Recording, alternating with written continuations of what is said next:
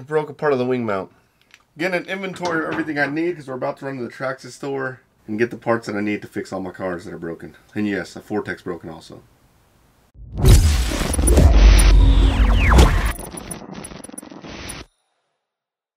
What is up, guys? My name is Mark Santamaria. Welcome back to the channel. Welcome back to the RC vlog, guys. Today I'm going to tell you about the 5 things that I kind of dislike about the XRT. We are here at the Traxxas store because I got to get some parts to fix it.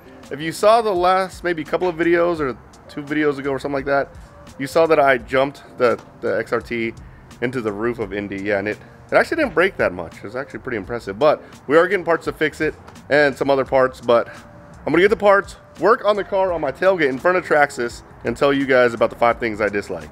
All right, first things first, we got to get the wing mount because I did break the wing mount on the XRT. This is sledge stuff, not here. Oh, look at them. They're so clean.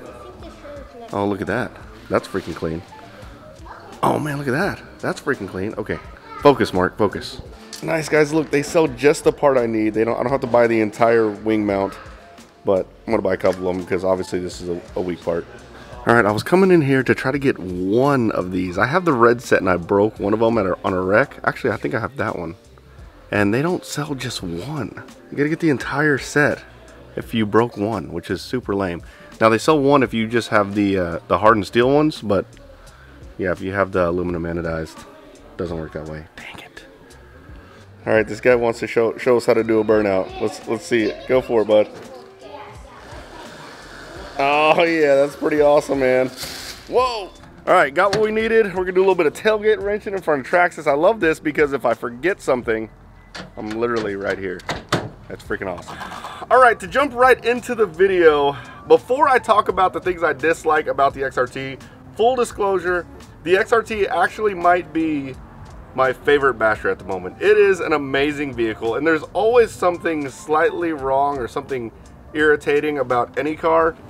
But all in all, like I said, right now, the XRT is probably my favorite. So, full disclosure, these are just things that kind of suck about it, but not necessarily anything that they could have done about it, or I would not buy the car because of it. Just got done talking to this guy with this massive truck behind me. That thing's a freaking beast. Everyone's like, you should do that to your F-250. I'm like, man, I couldn't even get into it if it was that high. Can you grab the batteries that are inside the truck?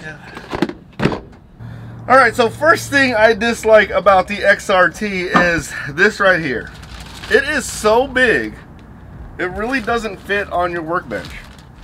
So yes, it is nice to be able to wrench right in front of Traxxas because I can get whatever I need if I forgot something. But I would have been wrenching on it on my tailgate anyways because it is that freaking massive. It's just a massive, massive car.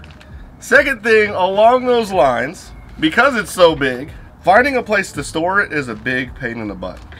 Like seriously, I'm constantly just kind of moving this thing around in my garage.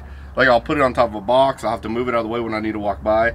Like I think if you maybe hung it off the wall, that's probably good, but finding a place to put this thing is a huge pain in the butt.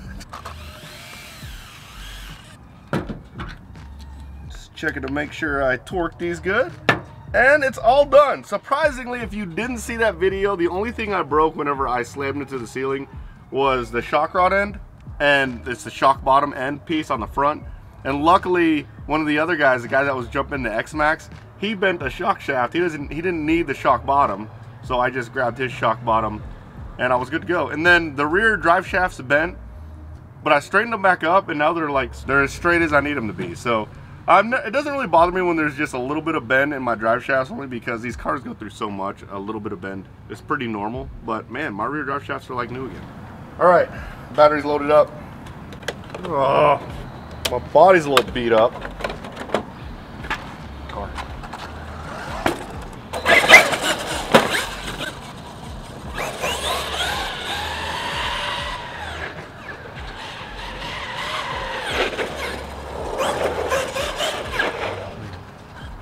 Alright guys, the next thing I don't like about this truck is it pushes really, really bad. If you don't know what pushing is, that means when you're going straight and you try to turn, the car doesn't really want to turn. You got to kind of tap the brake, you got to shift weight forward, you got to do random things to get the car to rotate. Now with that said, that's by design. It's a lot easier to drive a car that pushes than that doesn't push. So Traxxas was smart by doing that.